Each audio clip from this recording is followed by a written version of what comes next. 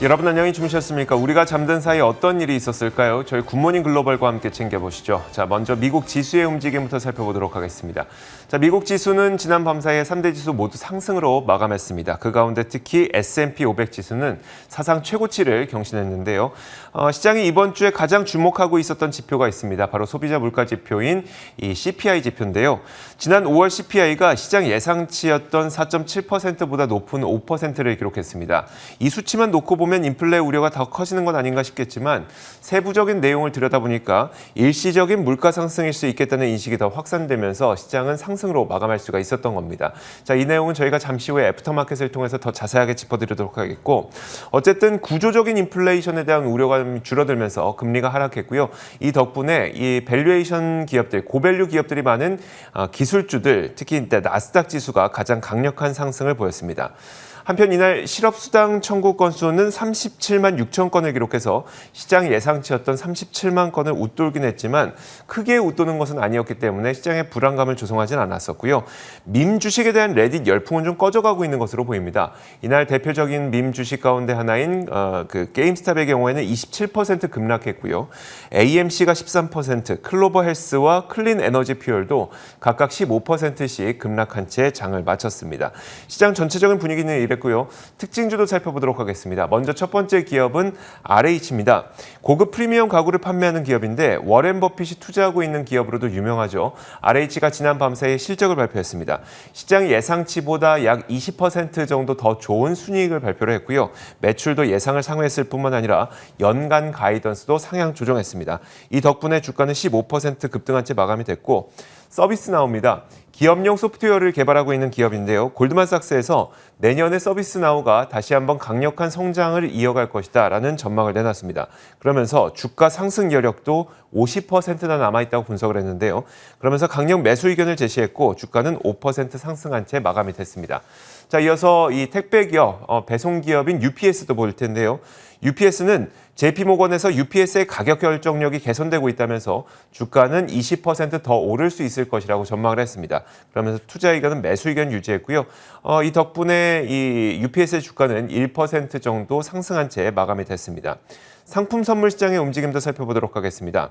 자, 먼저 WTI 가격인데요. 0.2%가량 올랐습니다. 2년 내 최고치를 다시 한번 경신했고 수요 회복에 대한 기대감이 고조되면서 유가는 상승세를 유지하고 있습니다. 지난 밤사이에는 0.2% 오르면서 70.11달러에 마감이 됐고, 선물 시장에서 거래가 되고 있고요. 자, 금 가격도 보겠습니다. 다시 한번 1,900달러를 회복하는 모습인데 CPI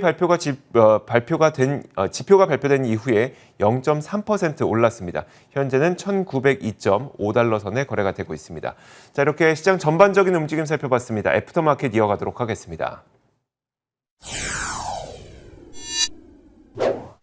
자, 오늘도 시장 내용에 대한 분석은 애프터마켓을 통해서 이분과 함께 하겠습니다. 로제타 투자자문 US 백조스탁 운용본부 최진석 본부장 나오셨습니다. 어서 오세요. 안녕하십니까? 네, 안녕하세요.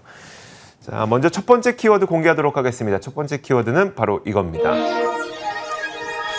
여전히 일시적이라는 키워드를 꼽아주셨는데 아무래도 지난 밤 사이에 나왔던 물가 지표에 대한 이야기겠죠? 네, 뭐 키워드에서 너무 잘 바로 나오는 것 같은데요. 5월 CPI가 결국은 YOY 기준으로 5% 상승으로 나왔죠. 그러면서 예상치 대비해서도 더 뜨거운 인플레이션을 우리가 또 한 번 좀 확인을 했습니다.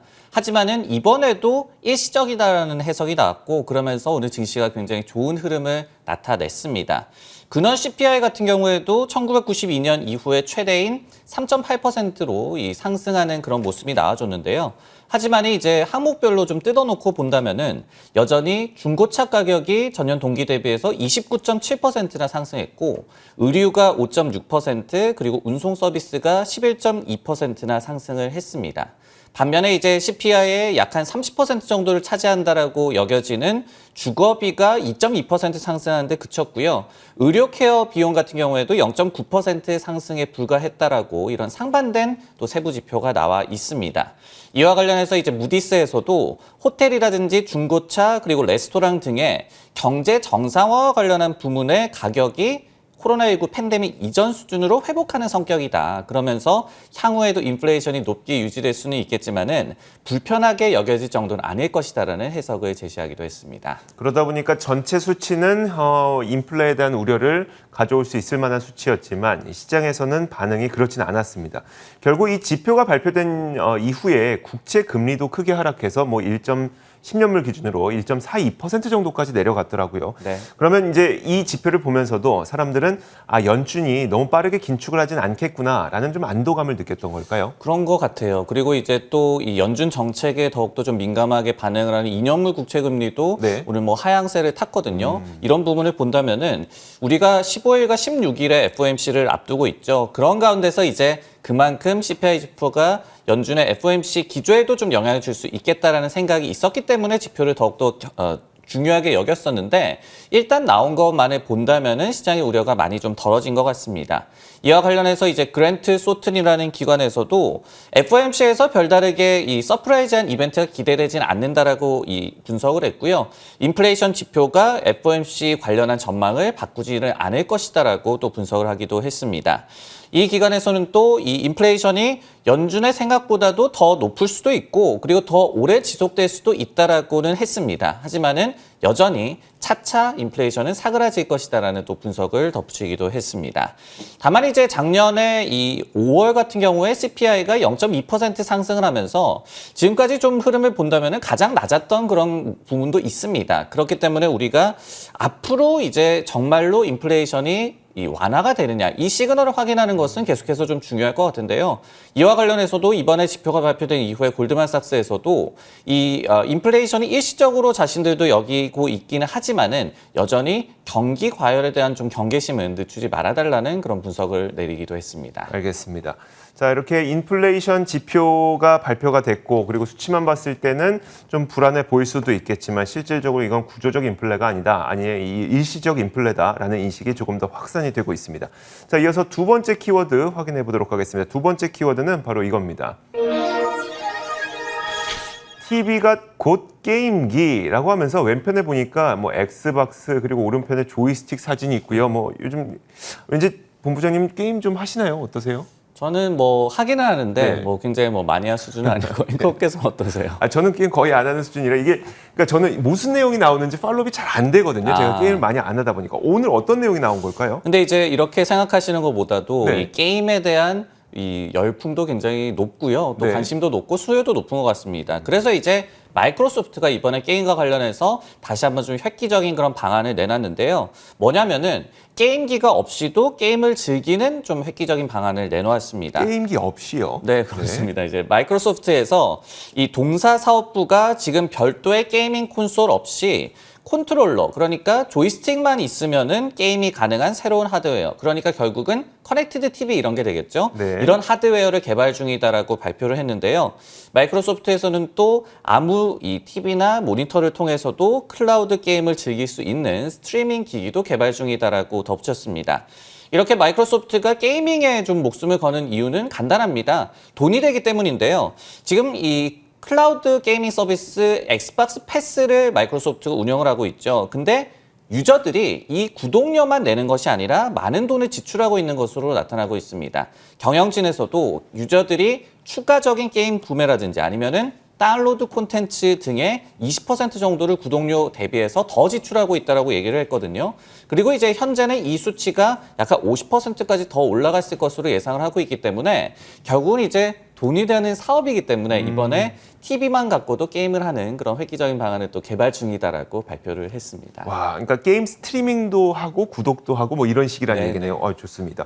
자, 근데 이제 경제가 정상화되는 과정에서 팬데믹 당시에는 집에서 게임 많이 하니까 이게 좀 그 팬데믹 수혜를 과도하게 받았던 것 아닌가. 그러면 이제 정상화된다면 이 수혜에 대한 기대감은 좀 사그라드는 것 아닌가라는 불안감이 좀 남거든요. 어떻게 봐야 될까요? 지금 저희가 보면은 AMD나 엔비디아 같은 GPU 기업들도 보면은 실적이 굉장히 좋잖아요. 네. 그리고 마이크로소프트도 이렇게 게이밍 부문에 굉장히 힘을 쏟고 있는 부분을 보면은 우리 생각보다도 정말 게임 인구도 엄청나고 그리고 특히 이제 작년에 마이크로소프트와 소니가 신형 콘솔을 출시를 했죠. 그러면서 신형 콘솔에 그 정도의 그래픽을 좀 구현하려는 PC 유저들도 그래픽 카드를 많이 바꿨습니다. 그리고 앞으로도 많이 바꿀 거고요. 이런 교체 수요들도 상당히 있기 때문에 게이밍 부분에 대한 기대감이 좀 많이 고조되고 있는 그런 상황인데요. 그러다 보니까 에버코어 같은 IB에서도 암호화폐 채굴과 관련한 좀 불확실성이 있지만은 엔비디아의 게이밍 부문 모멘텀이 오히려 시장에서 과소평가되고 있다는 분석을 최근에도 제시하기도 했습니다. 하지만 이제 지적을 해주셨듯이 일부 집콕수에도 분명히 있었다라고 보여지죠. 집에만 있으니까 게임을 더 많이 하지 않았겠습니까? 그렇기 때문에 이 같은 모멘텀이 조금은 이 둔화되는 시그널을 앞으로 좀 면밀하게 관찰할 필요가 있을 것 같은데요. 실제로 NPD 그룹이라는 기관에서 자료를 내놓는데 3월에 이 미국에서의 비디오 게임 매출이 YOY 기준으로 18% 증가였습니다. 하지만은 4월에는 2% 감소로 지난 14개월 만에 처음으로 감소세를 보였다라고 하거든요.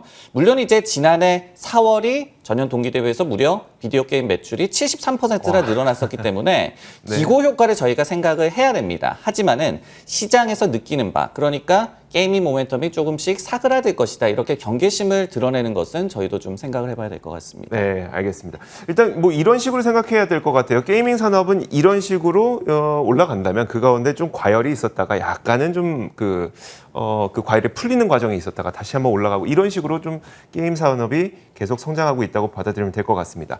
자, 지금까지 로제타 투자자문 최진석 본부장과 함께 이야기 나눠봤습니다. 고맙습니다.